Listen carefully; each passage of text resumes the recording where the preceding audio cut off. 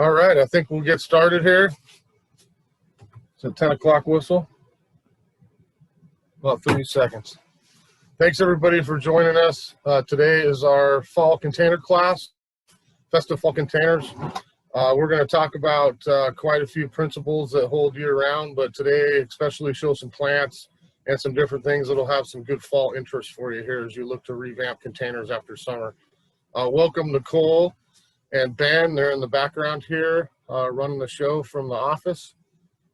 I'll wave to you too. We'll handle some questions afterwards, so certainly send us some messages via chat and we'll do the best we can to get everybody answered.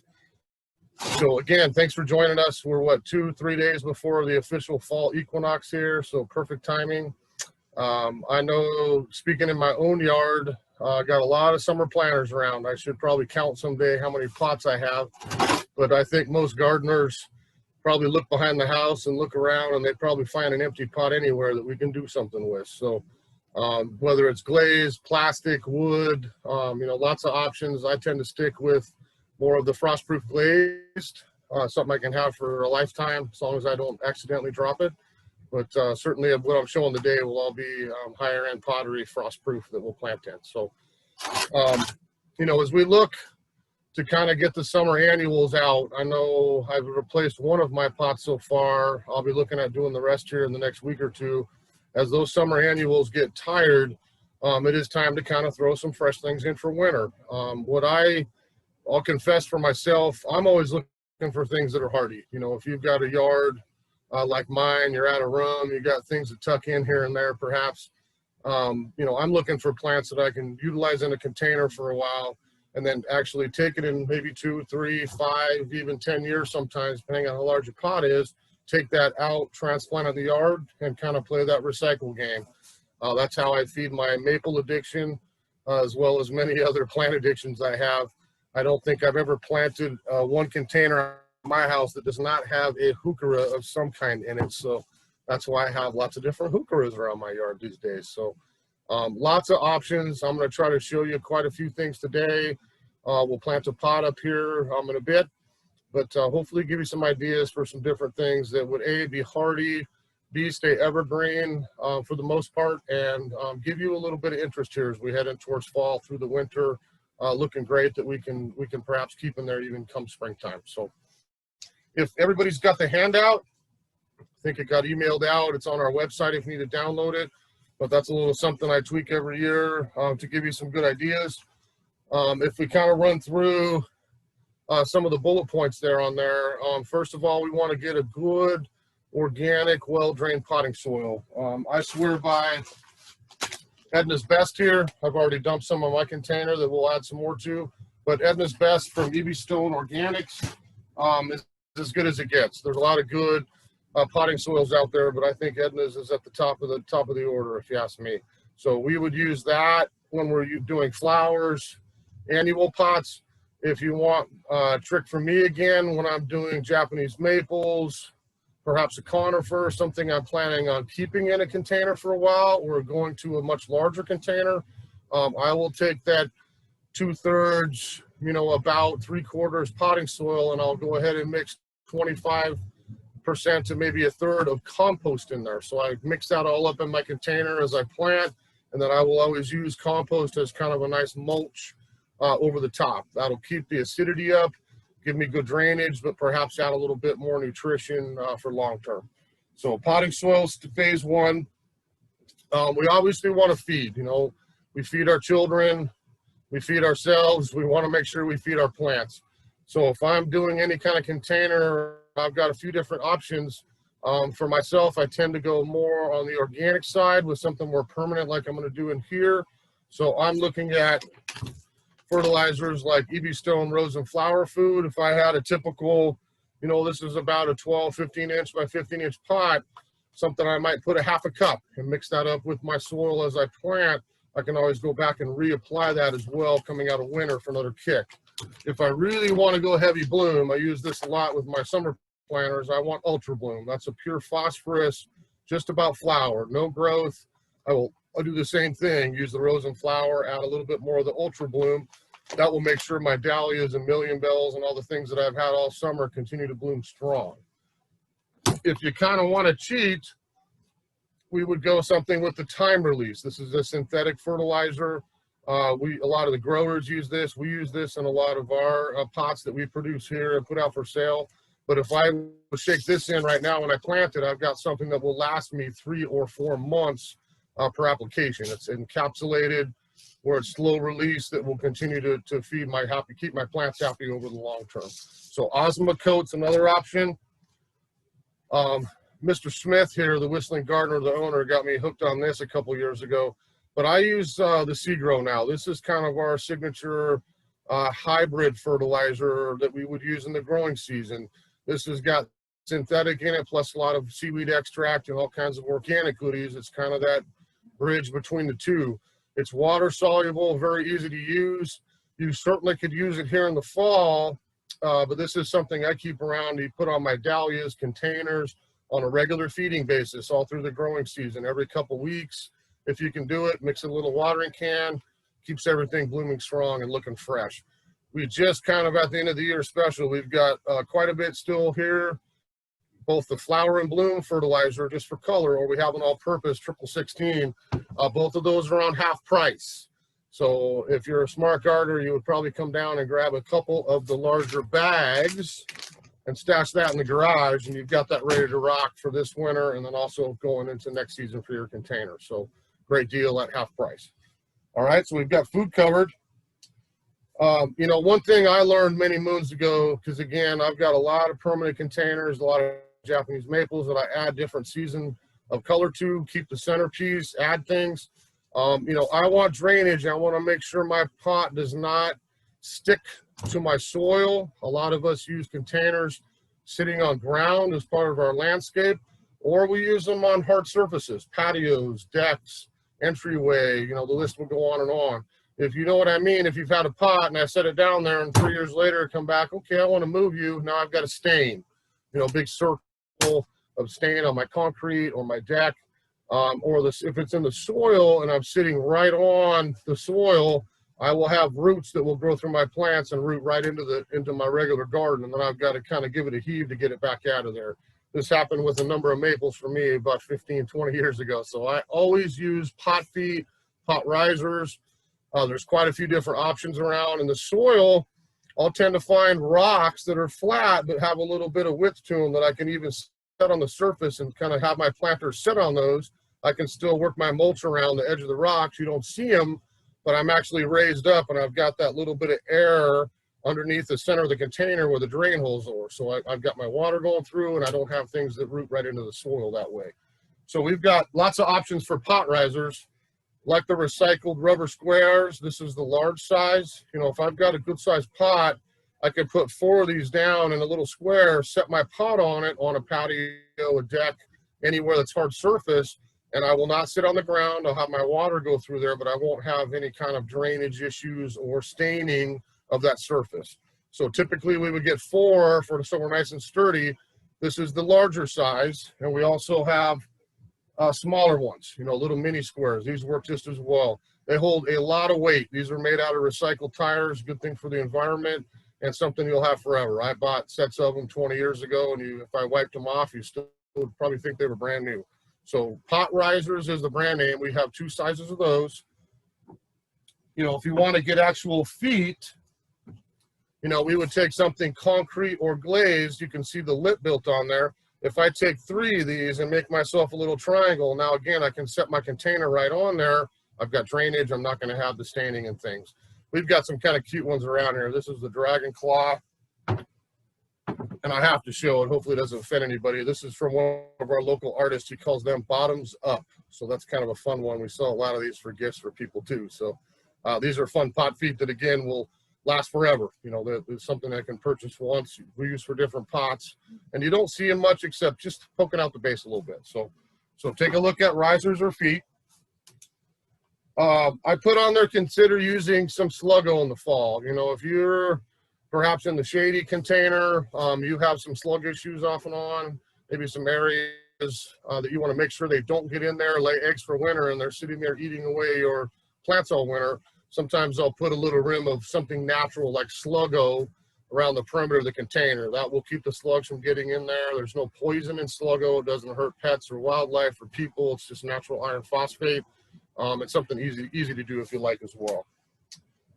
You know, when you're selecting your plants, which I'll show you quite a few here, you know, really try to pay attention to sun versus shade. You know, that's obviously a huge issue for gardening.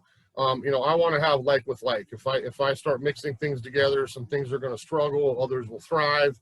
But I want to make sure if I'm in sun, particularly afternoon sun, that I want to have sun plants. If I've kind of got the half and half, I can go either way. If I'm an extremely low light or just a little bit of morning sun, I want to make sure I stick with shade plants. Then I'm going to have healthy specimens I don't have to do as much work with down the road, okay? Same with watering needs, and that's a huge one. You know, a lot of people will say, well, how often do I have to water my container? You know, I don't know that I can answer that for you. A huge part of it would be sun or shade, but I would always check watering by sticking my finger down at the edge of the pot.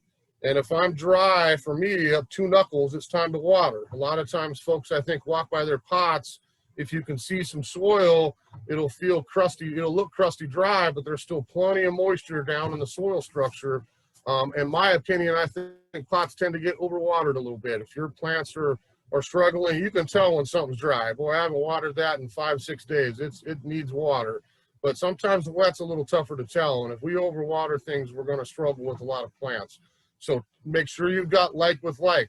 We could take something like a, you know, Primora arborvitae with sedums, something that wouldn't need a lot of water. I've got like with like. I don't have to water that as much, and I've got everything that likes about the same conditions. Other plants that need a little bit more moisture, I keep together, then I'm okay on watering a little bit more, and I'm not going to have any of them struggle. So watch the sun and shade, and make sure you check your watering needs as well, okay? You know, as I mentioned at the beginning, you know, I like to pick plants that I can relocate into my yard. You know, it kind of feeds a lot of people call me the plantophile around here. It kind of feeds the addiction of cool plants. You can grow anything in a pot. You know, I kind of struggled before this class picking things out to show you, because I could have brought in, honestly, the entire nursery, you know, between anything perennial, shrubs, trees. You got a big pot, we can grow just about anything in it. But, you know, we'll try to show you kind of a few demos and then let your imagination run wild. I mean, this is, to me, is about you. You know, what is your taste? What foliage do you like? I love yellow. Some people can't stand it. You know, you're not going to like my pot with yellow in it. But, you know, again, it's my pot, sorry to say. You can do what you like with yours. And that's the fun thing with containers, with gardening, with all this stuff is, you know, show your style. You know, there's a lot of really cool stuff around that you may come down and go, wow, I really like that combination of those things work together. And then off you go. You know, you got a happy container for you. You're going to smile every day when you see it. And honestly, this time of year, you know, the smoke has finally cleared a little bit. Here comes some rain. We'll get sun still, but it's a little gray here, you know, in the wintertime. I've been here my whole life and I love the green and I wouldn't trade it, but it's nice to come home in the winter and see some flowers.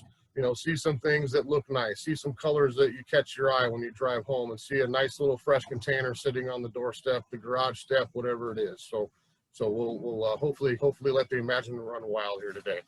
So let's go ahead. What I'm gonna try to do here, because this is a lot to do in our 45-minute-hour class. I'm gonna try to plant one real quick, because I think I'll show you some basic things that I try to do. I'm gonna be honest. This week is starting our customer appreciation week. So this little planner I'm going to make, I'm going to add it to our raffle. And so you come down shopping this week and leave your name in the raffle bucket. It's going to be part of the grand prize. Someone will get to take home for free. So we've got a lot of good stuff I'll talk about here at the end for discounts and some fun things for raffles. So all I've done before, I'm going to try to lift this up and show you. This is a frost-proof container. We just got some fresh pots in this week.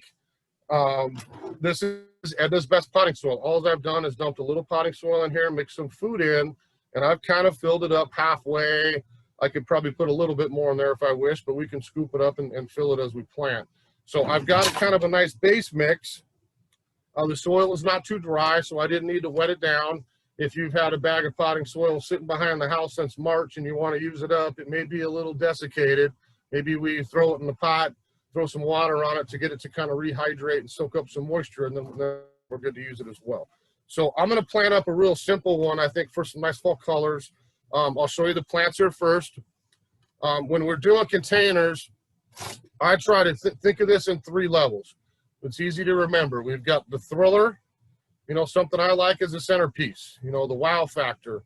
We've got some filler, some things that I can kind of work around, and then we've got some spillers that I can hang over the edge. That's a really easy phrase to remember.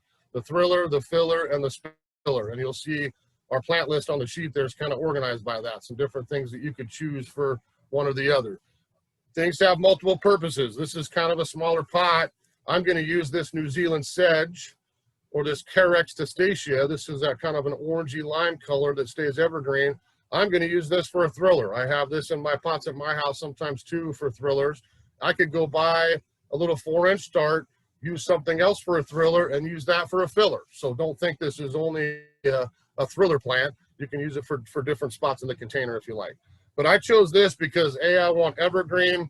I like the motion, the sound of grass. It's got great texture, something that I can use in sun or part shade, but I'm going to have color and some structure year round on that guy. So what we're gonna do is take him out. I'm gently grabbing him. If I had hair, this would be like if I had grabbing my hair. And I just wanted to show, I'm gonna pause for a second and thank Jeannie. I picked her question out this week via email. She asked a very good one when we're looking at containers. When you come down to Sunnyside and you purchase some plants, how do I make sure they're okay to put in pots? Is it too root bound? Do I need to do anything to it? I'm not going to say get crazy and rough when you're doing this, but typically you got a hori-hori knife. A lot of times I will just use the blade of my pruners that's opened up. But yes, I do not want to just take plants out of pots and shove these in here. They're going to sit and grow in a square and take much longer to grow into that potting soil. So I'm going to take just a second, and I'm always going to do this, what I would call score the sides. If you can kind of see, I'm just taking the tip of my blade and I'm just lightly digging in. I'm not ripping into the center and pulling this thing in half. I might lose the plant, but I just want to say, hey buddy, you've been constricted here for quite a while in this grower pot, first at our growers and then at Sunnyside. I want to make sure to let you know that all these fresh little feeding roots can go ahead and pop right out, soak up some food and get going in your new home, okay? So I'm just going to lightly score this without destroying it. You can see some roots popping out. Now he's ready to go into my soil. I could get just a little bit rougher than that, but I think that looks pretty good. I always look at the bottom. Now, if it's really root bound, this is not too bad. I can really kind of reach in here and kind of pull some of those roots out. Honestly, if in my garage at my house, I would have my hori-hori. A lot of times I would just take that hori-hori, go about 1/2 inch or 1 inch up from the base, and just cleave that entire little bottom root mass off. This one's not too bad. It's loose. I can almost take my fingers and feel it. If I was feeling something real hard and firm, then I would take a second and just kind of cut that whole, not half, but just that last little 1/2 inch or so, pull that root mass off of there, and off we go. So there goes our thriller. I've kind of set him in there. I'm always trying to stay down, you know, maybe 1/2 inch or 1 inch or so from the rim of the pot. I don't want to see the clay. I want to see that nice glaze. And for me, again, I want to take a little bit of orchid bark or compost or something really nice that I like and use that for mulch over the top. Now I'm going to plant this pot. We'll turn it when we're done. You can see the front, but I'm going backwards because I'm looking at it here. But I'm going to plant this grass at the back because I'm picturing this container going up against a wall, sitting in a corner where I'm viewing it from one side. If I was out in the middle, maybe I would put that grass dead center and work plants all the way around in some sort of circle. My problem is OCD symmetry, so I'm kind of matchy-matchy, and if I did that, I'd probably have the perfect little spacing and 2 rims of things and keep it simple, but we're going to kind of mix it up with him at the back. So we've got Carex going in. I pulled out a Nandina. This is called Gulfstream. This is a shrub we could grow out in the sun in our yard. It grows about 3 feet by 3 feet. A lot of these cool little shrubs we can find in quart pots or 4-inch for fall planting. So I can use this in my container for a while, transplant this out later. So I'm going to add some Gulfstream. This is evergreen. You can see me kind of gently squeezing the pots to loosen it. A lot of times turn that over, and that looks great. I don't even need to really work into that. That's got some nice fresh roots on there, and he looks good to go. So I'm going to add this in here for a little bit of structure. Okay. Some evergreen, give me a little bit of orangey on my green in the winter. Again, if you're like me, I have the contagious disease called heucheritis, the addiction to all heucheras. This is a really pretty red one called Forever Red. Again, I like to do quartz. We have a lot of these in gallons if I have a bigger planter, but quartz a little better price, a great value for containers. Again, I got it in there, lasts for a number of years, and I go use it in my yard. So this is one called Forever Red. I want to add a little bit of red into that guy for the all winter. That's evergreen, that will not die down. I've got some flowers even still coming up. And again, no root bound on that, so he's fine to put in. Okay. Now, Mr. Pansy, we got pansies and violas. If you want actual flower power, this is what we want in the Northwest for the winter. These will turn to ice cubes. It could freeze solid. Who cares? The next day it thaws out, here come your flowers again. Pansies will last the entire winter. I probably end up buying 30, 40 of them here pretty quick to put in window boxes, using my pots. This is what I want to see when I come home. You know, bright yellows, oranges, blues. You can get any color pansy you like. We're going to put this one in. This is a pure yellow. It doesn't have a face, but that's a nice bright color. I'm going to use that right in the center in the front, okay? And then I chose some creeping Jenny. So this is Lysimachia. If I move the grass here, you can kind of see that it's got that limey green color, even sitting in the pot. What's that doing? It's spilling. You know, that's a great little spiller that I can have through the wintertime. So I'm going to take 2 of these because I'm kind of matchy-matchy. And I'm going to have 2 of these kind of setting back here in the corners, okay? I'm going to get the big trailing stem to poke his head out there a little faster, okay? So if you can kind of see that, now again, I haven't put soil on the top or turned it around, but if you can see that, I'm going to pick him up here. So what do you see here? I've got all kinds of colors. I've got some nice lime hanging out the back. If you really wanted to pack it, I considered bringing a couple more of the creeping jennies out the front. If my pot was a little larger, perhaps I would. I could have spillers all the way around, but now I've got something that literally is evergreen, evergreen, evergreen, blooms all winter, evergreen that trails, and I've got a great looking pot that I can use all year. So I won't finish this because we'll look at plants, but you saw me get soil in there, set these plants in. Typically at my house, I'll take one of the pots I just emptied, scoop up potting soil, have very carefully pull foliage back, and I will start filling this in. A lot of times after I put the grass in, I've got some room, I would add some more soil, but I'm just trying to speed it up here. So that would be a ready to go planter. Like I said, I'll have this down here. We'll add this to our raffle for the big celebration next week. But that's a pot that would look good all year. I've got sun, part sun, not too much shade on this particular one, but something I think you'd love and enjoy all winter long with some good evergreen color, okay? So if I show you a couple others,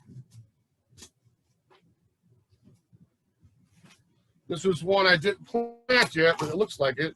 I kind of carefully mocked this up. This is a small little red pot. This one's not big at all, so I don't have a lot in here. This is one that I thought maybe you'd look at for shade. So if I pick this up, you can kind of see the different textures and the colors as we planted that. As the centerpiece here, this is a plant called Soft Caress Mahonia. It's a relative of Oregon grape, does evergreen again, loves shade or part shade. This will be sending up yellow curved flower spikes here over the fall, early winter. I'll have actually some bloom. The hummingbirds love them if you got hummingbirds buzzing around. But that's, again, something evergreen that I could keep in there for a while that I could use off and on and then supplement different plants for the season. So I've got Soft Caress, ferns, awesome for shade. Evergreen ones will be great texture, great color. This is what we would call Japanese autumn fern. If you look at the color tones, getting a little orangey, kind of bronzy color going here, but that will keep that color all through the winter for shade. Add me another little texture going. I broke my rule and I didn't do heuchera, but I did heucherella, which is a close relative. So this is a heucherella called Stoplight. I've got limey green foliage with the red venation on it. That would be, again, evergreen, little white foam flower on it here off and on through the season, but something that would have some presence all winter again. And then in front, this is the pansy. I usually buy the of. This is a great little multicolored one called Delta Fire. That's one that, again, you don't like that color. Great, put a white one in. That would look fabulous in this color. There's a lot of options for your pansies, but that will give me my flower power all winter.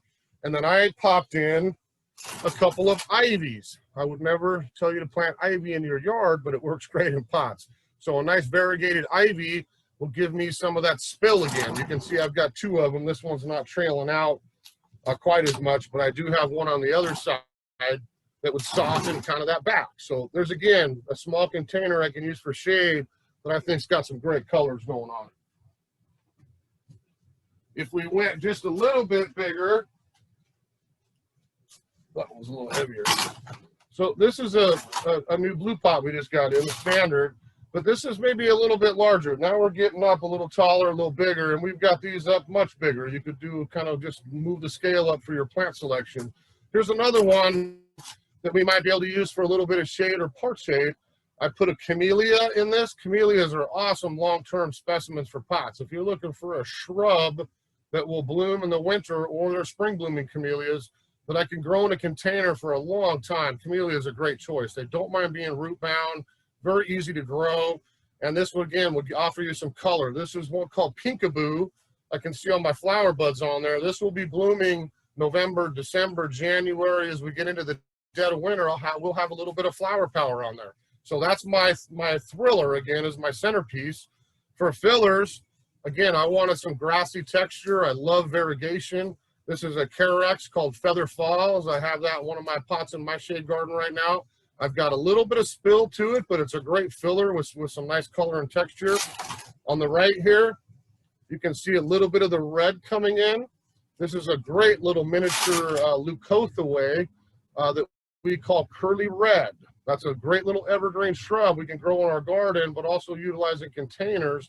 That's a plant that's got some nice texture. It's got great red foliage color, and that just does nothing but intensify as we get colder into the winter here. So I will have a nice little blob of some good red foliage here all winter. We went viola this time, so you can see the little Johnny jump up here. I've got some nice color going on that, and again, this will hang just a little bit off the edge and stay low, but I've got my flowers going for that entire through the winter season.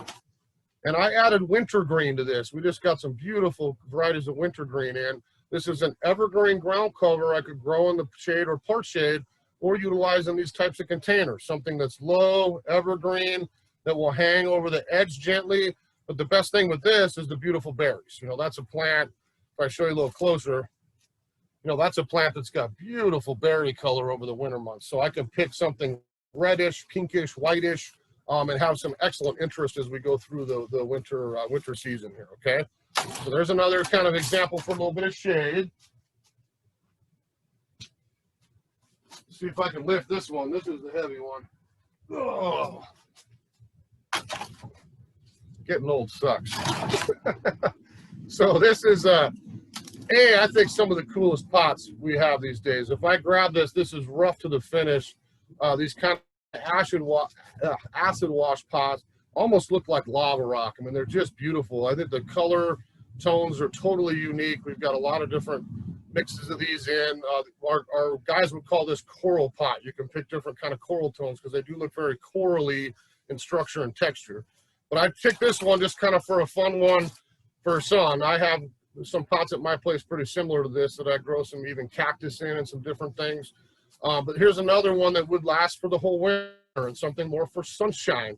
So in this one here, I've selected a Nandina. This is what we would call heavenly bamboo, not invasive, just a nice, easy little shrub. Again, might grow 3 feet by 3. If you remember, we had the Gulf Stream in our other container that I planted. That's got more of the coppery kind of earth tones. This one, I want some red. You know, I thought I'd pull some red off that, the kind of colors in the coral glaze, and have a nice bright red, easy to grow shrub is my thriller. That's the big one in there. I added a mum to this. I wanted to make sure we showed mums. I love chrysanthemums. It's a perfect plant up here for fall. It is a perennial. You know, a lot of people think mums are annuals. If he's happy and he's got good drainage, this will come back next year, but it's nothing in the winter. That's the one drawback. Am I okay planting this? Either I use it as an annual and Thanksgiving time when it's done, to the compost heap in the sky you go, and I maybe pop another pansy in.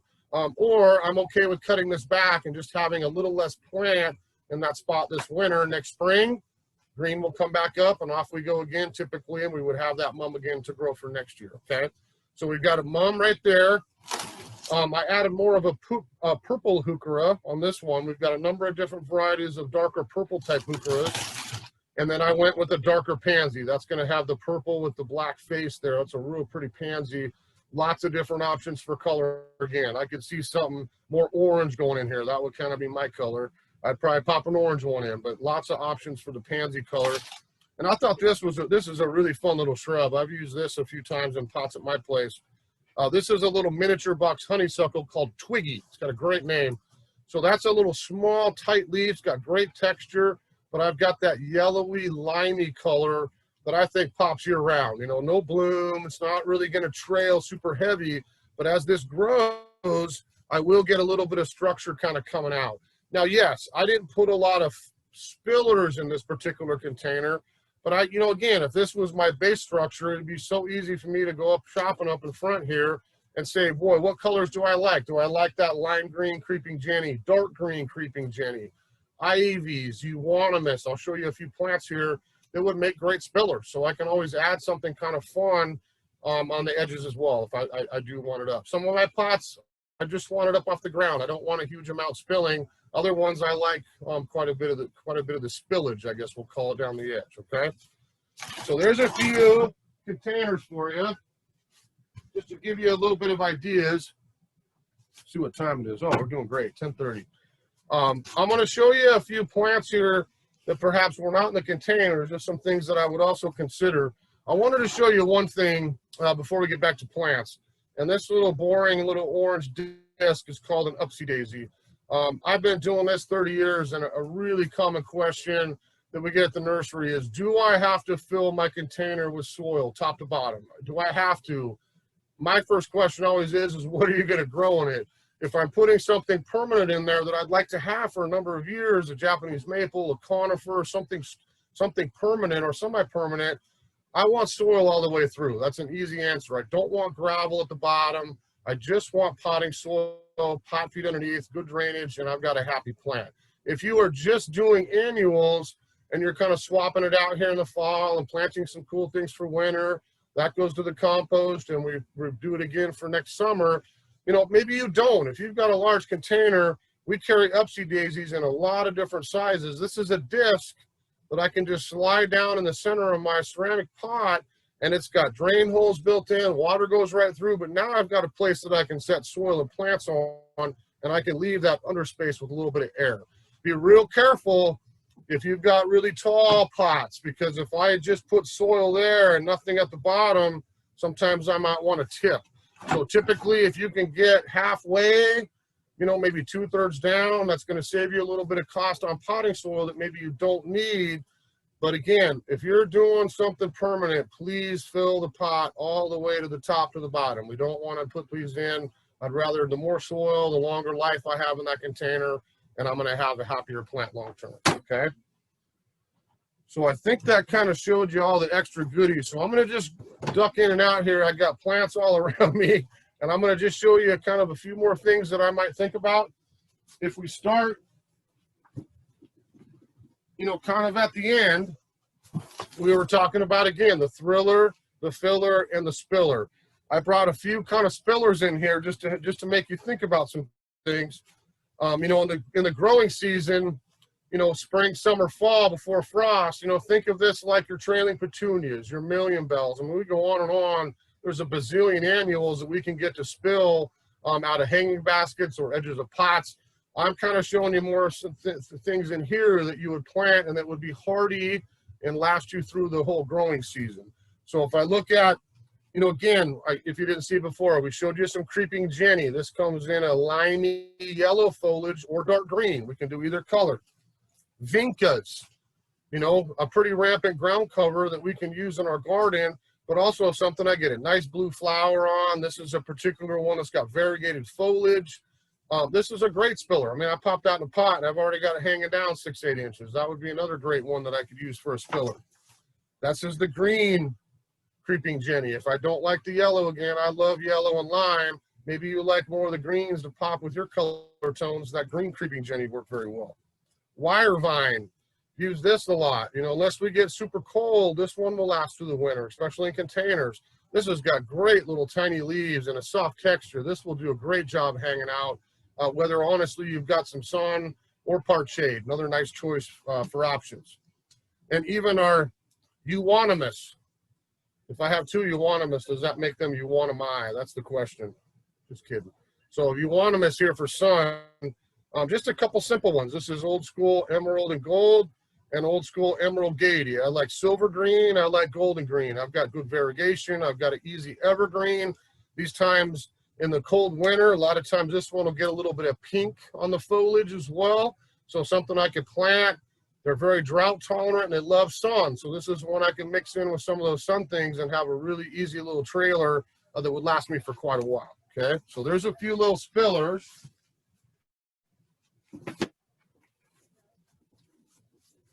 Again, I mentioned, you know, texture. You know, I planted the large grass in that container. You know, you can find all those plants. There's the exact same thing in a 4-inch. I've got a smaller pot. I want to use this as a filler, not a taller thriller. Great texture, great color. There's options. There's a little 4-inch pot. Save a little bit of money. You know, evergreen carex. There's a lower one. This is part of this Eversheen series. Bright, nice, clumpy, a little bit lower. That again, you can see would actually probably hang over the edge of my pot just a little bit if I wanted kind of a half of a spiller. Heathers, you know, the good Scotch heathers, the Kalunas. I've got a lot of foliage color. Those just bloomed in summer, but I can add yellows and orangey, bronzy, different tones on those, and even some that bloom in late summer. There's a great pink one with green foliage that I could use in a nice sunny container for a little bit of fall interest. Okay. Some things that are kind of specific for the fall time. You know, we looked at mums. I planted the yellow one in the pot. You know, there's a little darker red.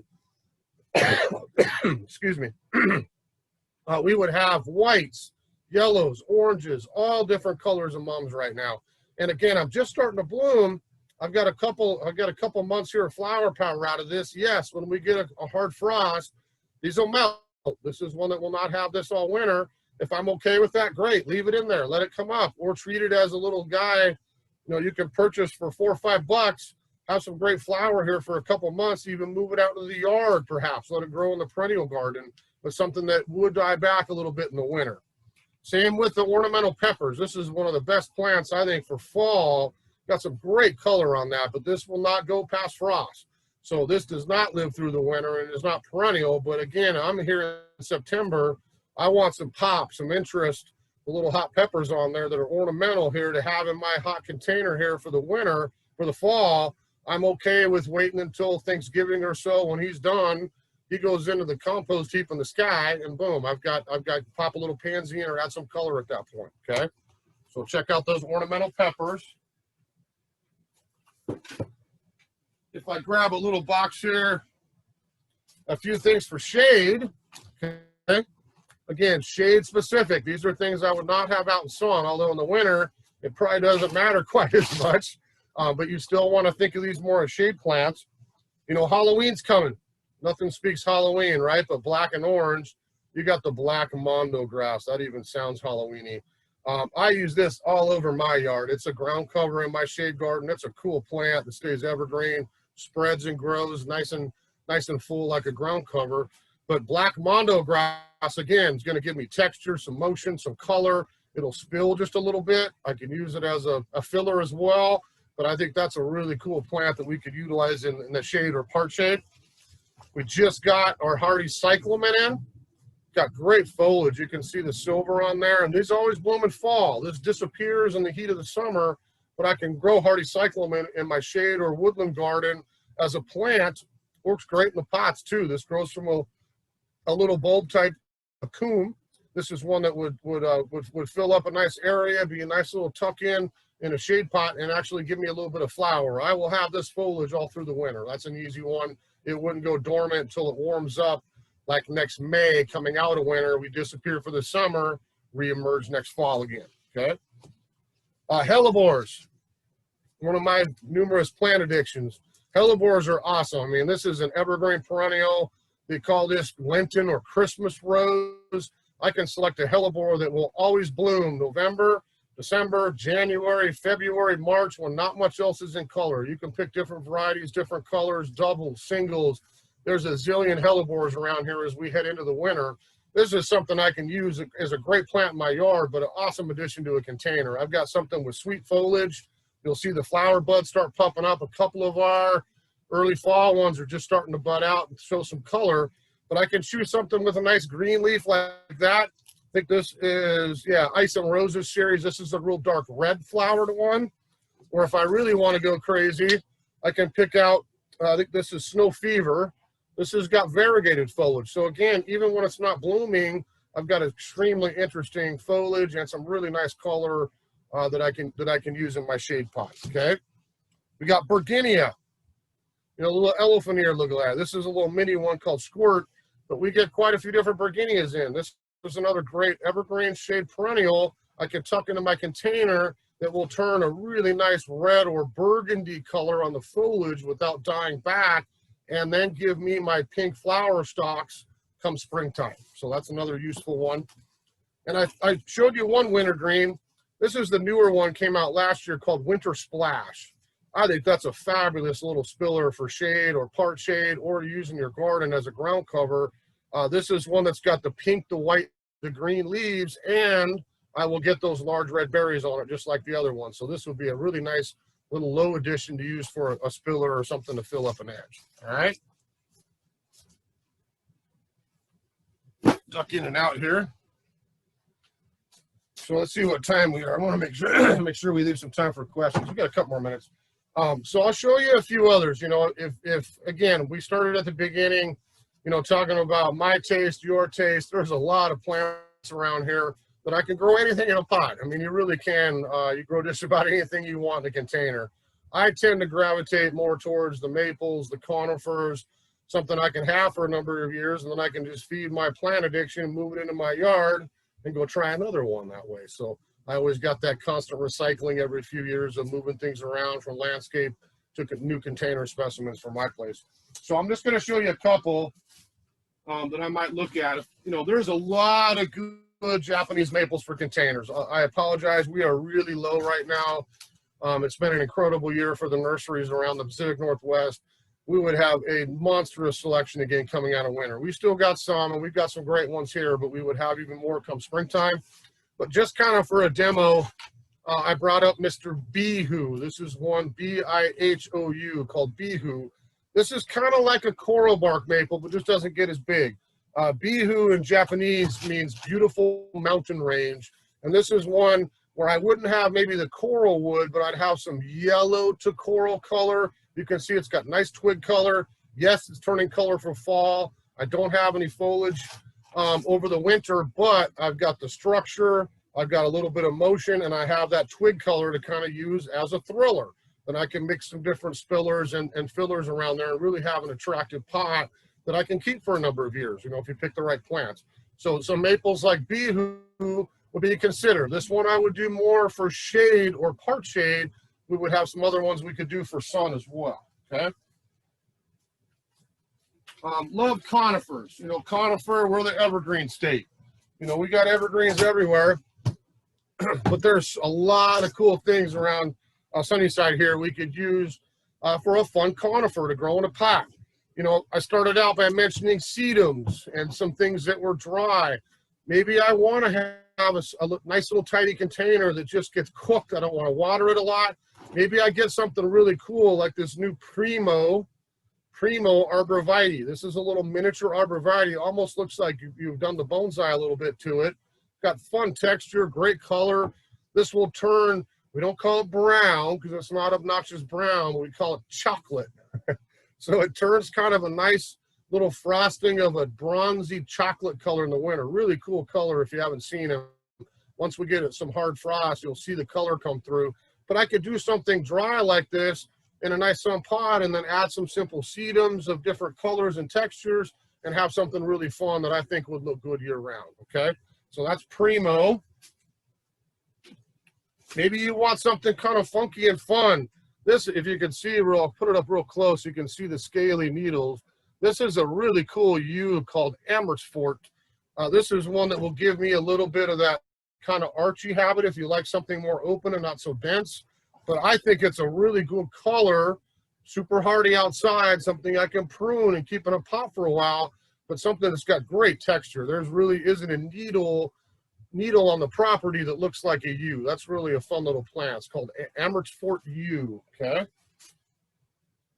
And maybe we're going for fall/Christmas. You know, Alberta spruce is everywhere.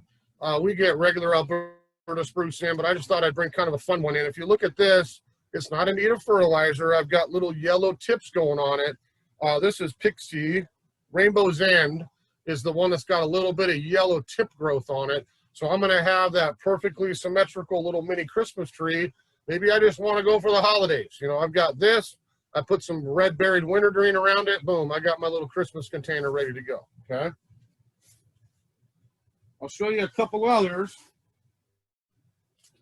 This is what I have in my huge urns, and I'm talking 3 foot tall, 2 foot wide on my patio. I'm probably on 8 or 9 years now. I like upright Irish yews, and I love yellow again. We have these in green if you're not a yellow fan, but this grows like a cigar. You know, I want a thriller that's going to give me height, stay narrow, that I can go in. I've got heucheras around it, grasses around it, million bells, summer annuals. Those come out here in the fall. I put some pansies in. I've got flower all year. Now I've got something I can kind of rotate season to season without having to take the whole thing apart and start over again. You know, on something like my scale, I'm on like a 10-year plan. You know, I'm okay with that in there, probably 10 years or so. And at some point, we got to get the Sawzall out, get that tree out, go move it into the yard, donate it to the Arboretum, give it to a gardening friend, and start over again new. You know, that's just an easy way to kind of move plants around. But I've got great vertical accent with something like a yew, whether it's gold or green, something nice and tidy that honestly I could almost grow anywhere. Sun, part sun, yew even does very well in shade. So I can pick just about anything to go with it, okay? In fact, here's your green version. And you can see the cool thing with yew, those actually get a berry, if you can see that red on there, just for the holidays. You got this in the fall, the yew actually gets that little bright red berry, so I'd have my totem pole green, excuse me, with a little bit of interest on there as well, okay? Probably, I didn't bring the other one in, but probably the two most common things that customers take home as a easy thriller to put in a pot is sky pencil Japanese holly. I've got green, goes straight up, a little bit of A shape to it, easy to keep nice and narrow, doesn't grow super fast. That's an easy thing to go green. Or I think everybody's probably familiar with Wilma Goldcrest cypress. Bright lime green, narrow little conifer guy that stays nice and tight. Every place has those. Those are probably the two most popular things around here to use for a easy container throw. Okay? Just a couple things, and we'll do some questions here.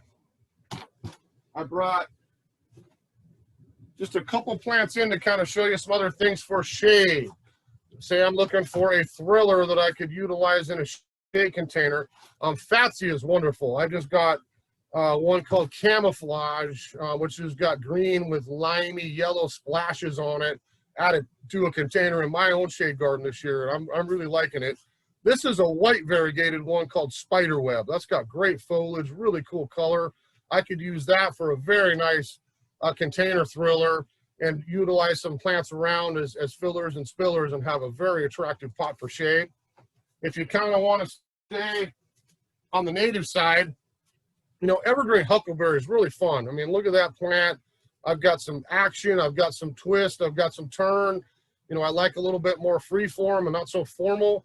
Got really nice red tip foliage. This has got a great edible berry. If you like to eat huckleberries, it'll get nice berries on it next year. That'd be another really easy little evergreen that I could utilize in a container for sun, part sun, really, or shade, and have success with all three. And maybe the last one here is Daphne.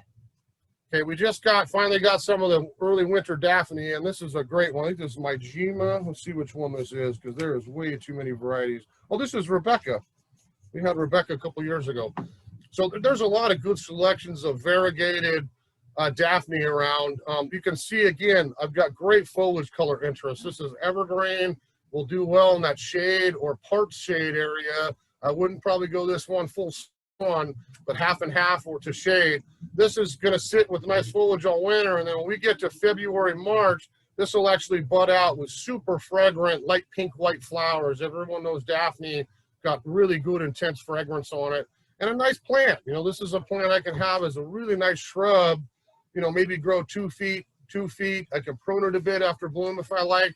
The one thing I would just caution you, if you are doing Daphnes, don't overwater. That's always the issue with Daphne, whether it's on the ground or the container. We want to make sure we choose plants that go with this that don't need a lot of irrigation. I'm thinking about things like hellebore, the mahonias. There's a lot of options that I could pop this into a really nice permanent shade container, something I wouldn't have to water very much, okay? So just watch the watering on the Daphne. That's winter Daphne, okay? Well, that is a lot of plants.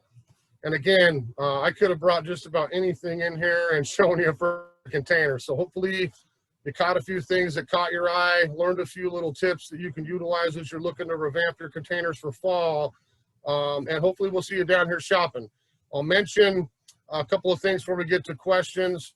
I talked about the raffle and giving that planter away. You know, this is always traditionally a really big week for us at Sunnyside. We appreciate all of you, our customers, more than you could ever know. We always have a customer appreciation day in the fall. Last Saturday in September, we would typically have barbecue going, free food, cake, beverages, sales, all kinds of stuff. You know, again, with the way the world is this year, we're just not able to do things like we usually do. We're hoping to get back to that for 2021 next fall. So this year, what we thought we'd do is have a week-long sale, and just instead of having one Saturday where it's insanely busy around here, we'll try to spread the crowd out, you know, and have this be for a whole week. So you coming to the class today, you're the only ones that know this yet, but I'm telling you what we're doing for next week, because typically we would have a class discount. You know, you would come down, say, I'm at the class, get 20% off your class related supplies and all that. So I'm telling you, you can come down today, you can come down tomorrow. The entire public will have this starting on Monday all the way through next Sunday. This entire place is 30% off. Every single thing on the property, this regular price is 30% off. Food, plants, soil, anything I talked about today, everything. There's no exceptions. House plants, all that. The containers, frost-proof containers, we just got some fresh ones in. I just unloaded the last one yesterday. We've got a nice selection. They're always on 50% off every day. For you guys today, this weekend, and all next week, they go to 60% off. So if you need pots, and I always need pots, I've already got a couple of the new ones I'm looking at adding. My wife won't be happy, but we need more pots always, honey. It's one of those things. Come down and get them, because this, you know, we always have half price, but 60 is a great discount. There's some fabulous containers down here. I mentioned the sea grow, half price. You know, stash some, stock up, have it ready to go for next year. It never goes bad. Keep it in the garage. It's a superior in-season water-soluble fertilizer. If you kind of want the kick of the synthetic food and having some nice organic things in there, it's worked really well for us here on the property, and a lot of our staff utilize it as well, okay? So great sales going. On top of that, I mentioned raffle. Nicole and I, who will be talking here in a second, spent some time yesterday. We've got, if I could turn the camera, you would see this room here. We have 46 huge prizes set up for you folks to come down and win for free. There's literally over $7,000 worth of stuff in this room that we're just going to give away daily next week, and then all the way through Sunday. So when you come down, fill out a raffle ticket, plop it in the box. We're doing that safely with clean pens and all that, of course. But you would be able to have your name drawn daily, 5 people a day, or we will throw all those names into the end. And on Sunday, at the end of the day, we'll be drawing for 11 more of the grand prizes. And there's some massive stuff in here. You're up to like a fountain for the ground prize. The container will be with that. But we're up in that $200, $300, $400 range of a collection of plants, tools, and soil and fertilizer, all good things that you can take home and have good luck as a gardener at your place, okay? So don't forget, customer appreciation next week. We will not have a class with customer appreciation, but we would be back doing Zoom again on the weekend of October 3rd and 4th. I will not be here, but we will be having a fabulous class on make your own terrariums. So join 3 of our talented ladies down here showing you how to kind of make your own terrarium. We'll have kits available. You can do it at home as you watch the class and have some fun. That's a great way to kind of add something cool into the house as we head into wintertime again, making your own terrarium. So a great class too. I'll be back the week after that in October doing a fabulous bulb class. And I think it's also our fall winter interest class that weekend. So we'll have some more fun doing some more fall projects with me, okay? So thanks a lot for joining us. I'm gonna turn it over to Nicole and Ben. We probably ran pretty close to an hour, sorry. And we'll take some questions. So with all those discounts, if you do come down and shop this week, we'd love for you to let us know that you were part of the class. I like to track all of that stuff. So even though you're going to get the same discount, let us know that you were part of the class. It helps us. So thanks so much. We're going to do our best and try and get to all these questions, but if for some reason we don't get to yours, shoot us an email here at the store or give us a call. We'd be happy to continue a dialogue with you one-on-one and answer some of these questions personally with you, or stop by. We're here. We love to mask to mask get a chance to talk to you and kind of see what's going on in your yard and what kind of questions you have. So real quick, Trevor, that first container that you planted up, that black round one, what size was that, would you guesstimate? Oh, I would say that's what we call our cauldron pot here. And that's about, I should have brought a tape measure in here. I'd say about 14 inches across and about 12 inches deep. Yeah, and again, the hard part of this class is I could take that same thing and move it way up in scale and get larger plants to start of some things, or have room to add more, but that'll be a pretty tidy container. There's a lot of plants in there, but I would expect that to be happy for a season or 2 before I started to run out of root space and had to pull some things out and do some rearranging. And when is the best time to move plants from pot to pot or from the pot into the ground? Well, I think we're cool enough now in the fall. I don't know what the weather's going to do. I'm hoping we get a few more weeks of sunshine here, but you certainly could have at that starting right now, anytime over the winter. I probably tend to do a little bit of it here towards the end of September, early October, and the majority of mine coming out of winter, right before we get to kind of annual season, geranium, petunia, zinnia time. That's when I'm like the month before going, okay, I can move these pansies out into my landscape. I can do this. I can rearrange that. Oh, I'm tired of this one. Let's go put it in the yard, start fresh. You got any time over the winter. I would try to just avoid the, May, June, July, August, early September when it's a little bit warmer. There was that same question, but specific to a hinoki, moving it out of a pot. Is now a good time? Should they wait? Uh-oh, I lost you for a sec. What was that? A hinoki, to move that out of a pot? Oh, absolutely. You could probably go ahead and do that now. I mean, if it's on its own and you can wait, again, just wait till we get a little bit more rain. You'll have easier transplant. But that's another one I do a lot in containers. Anytime, starting here a little bit later in fall, all the way through the winter up till we break bud in springtime. When you were doing that planting demonstration, you talked about, how far down you want the plants. You don't want the crowns to be exposed. Yep. If there are already containers planted where some of them are exposed and a little bit higher than what you recommended, what's the best way to go about resolving that? Well, if you've got you planted it a little high on the soil sag and you've got a little bit of root sticking up, I'm guessing that's what you mean. As long as they're not above the lip, I would get a couple handfuls of soil and try to even that surface out, keep them happy. You never, ever want to bury up the crown of any plant, period. But if you've got exposed roots on there, I'd get a couple handfuls of that good Edna's potting soil, or even compost or a little bit of orchid bark or something, and try to fill in those gaps and even out the surface.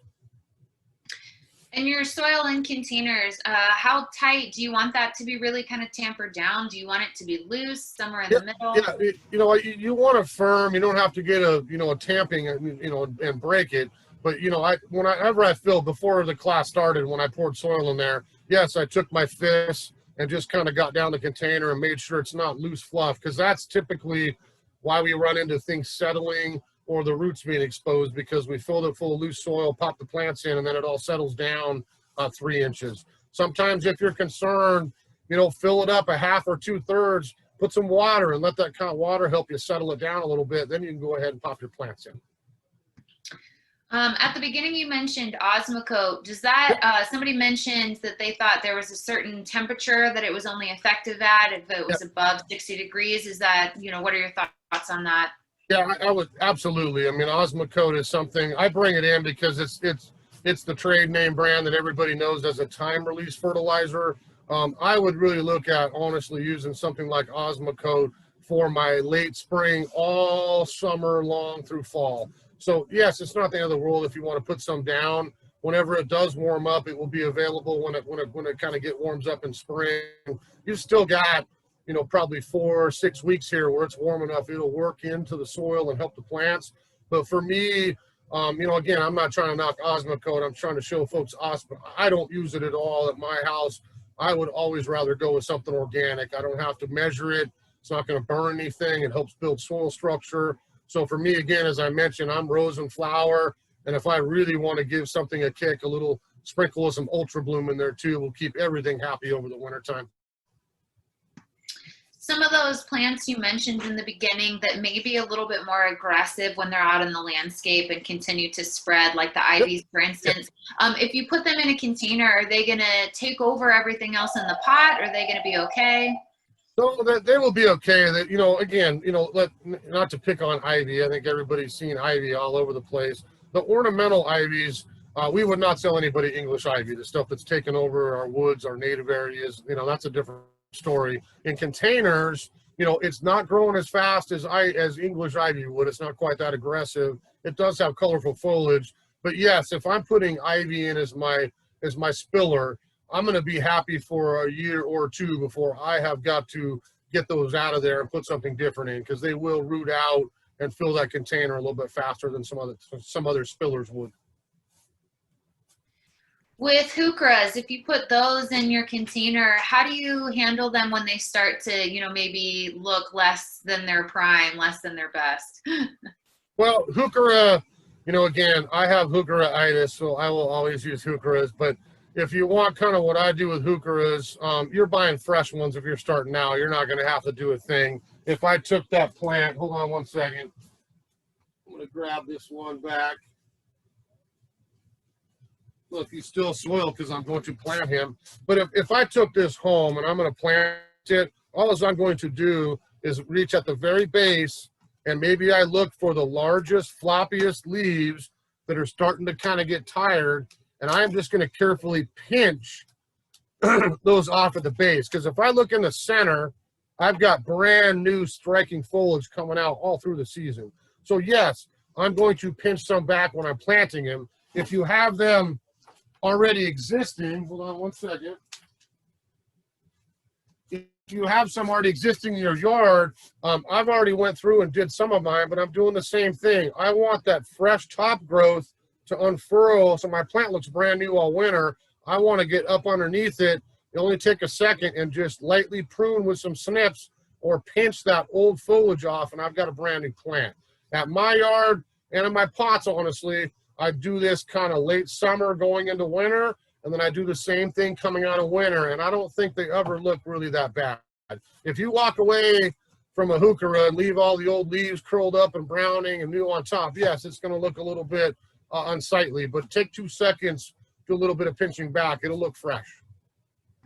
Would you say the same thing about hellebores, or do they have a different process? Well, hellebores, we'll be talking about this in the fall class with hellebores because that's one of my favorites for winter bloom. The issue with hellebores is, big evergreen, nice foliage. And I mean evergreen, it doesn't die back at all. If I'm a bug, what am I going to look for in the winter? I'm going straight for something like a hellebore because I can sit there and hide out underneath that foliage and suck sugar all winter, keep me and my family alive until the next growing season. So if you want my trick with hellebores, get rid of the foliage in the middle of the winter. I mean, I always walk out in my yard, whether it's, again, a container or the landscape, right at Christmas. I've got flower buds coming out. I can see new foliage. I go along and snip off every old leaf into the yard waste. There go my bugs for the year, and I start over again. I've got lush green leaves coming out, and I can really see my flower that way too. We had some questions about camellias. Specifically, will Yuletide grow in a pot? And then how do you prune them and when? Well, any of the camellias will do well in pots. The winter, fall blooming camellias are always going to be, we would call Sasanqua varieties. Yuletide. I have Pinkaboo, which is a pink Yuletide. There's whites, pinks, doubles, lots of different options. They all will do well in containers because camellias don't mind being a little bit root bound as long as we don't go to full sun. They bud out here in fall. Over the summer, I create my flower buds. I bloom over the winter at some point. So if I'm going to prune something like that, I'm going to prune it coming out of winter. I want to cut it back lightly or shape it because I want all that new growth to come out in the spring, early summer, set my flower buds, and then I'm good to go for the next year's flower. If you walk out and do it now or do it in the wintertime, you're going to be cutting off your flowers for the season. Do you recommend, or what are your thoughts on putting some more edible style plants with some long lasting, and what kind of soil do you need or special considerations to mix those two? Well, look, we'll go with this two routes because I almost brought in some lavenders and rosemary and we just kind of did our herb class. You can do any of that in a container. If I'm going more of the herb route with something permanent, I want something really well drained and I want sun. So I'm going to make sure I probably just use herbs. If I water that all the time, especially in the winter, I'm going to rot out my rosemary, my lavender, my oregano, whatever it is. So do like with like, herb container would be a really nice, attractive one you could create, to use as a year-round planter. If I'm doing fall vegetables, we just did that a couple weeks ago. The only difference is probably the soil, a little bit more compost in it, and I would use a different fertilizer, something higher in calcium. We have a tomato vegetable food that would keep that specific kind of genre of plants happy and get me some production. If I'm going edible to me and in my yard, I have blueberries in pots. I'm out of yard. My two little guys love eating their berries, so I have strawberries, blueberries, a lot of things like that growing in containers for years. The only difference is the soil. In the blueberry specifically, I want acidity. I don't want a potting soil that's neutral for flowers like Edna's. You would come in and get a potting soil for acid plants. We carry a rhododendron azalea camellia mix. You were talking about camellias. If you're doing a camellia, use that for your soil. Potting soil is not the end of the world, but why not give that plant a little bit more acidity that it would enjoy in native soil as well? So that changing your soil a little bit, changing the fertilizer a little bit would be the only difference. I have jelly bean, which is a great dwarf blueberry that we'll have again in spring. I've had them in pots. I bet you it's been 12 years now. Started at something 18-inch, lasted 6-7 years. Now I'm in about a 24-inch wide, 2-foot deep, nice bright orange, my favorite color. And they do awesome. We got an incredible crop of blueberries. But when I went from potting soil to an acid potting soil, the production doubled the next year. Made a huge difference as far as happy plant. Excellent. I think we've covered a lot of ground today. I know there's still a few questions rolling in. Ben's going to do his best to answer those, but please don't be afraid to reach out to us via email or phone call. And this will be recorded. It is recorded, and we're going to post it up on our website. All of the past classes will be up there as well. It's on our classes page on our website, as well as the handout link that's always up there too. So you're welcome to go back and watch this again, reference for whatever information you may need, or reach out to us. We'd be happy to chat with you. We hope to see you down here in the next week for our customer appreciation. We've been in business for 72 years, and it's because of wonderful people like you. So we hope to see you down and say thank you in person. Thanks so much for today. We'll see you all later.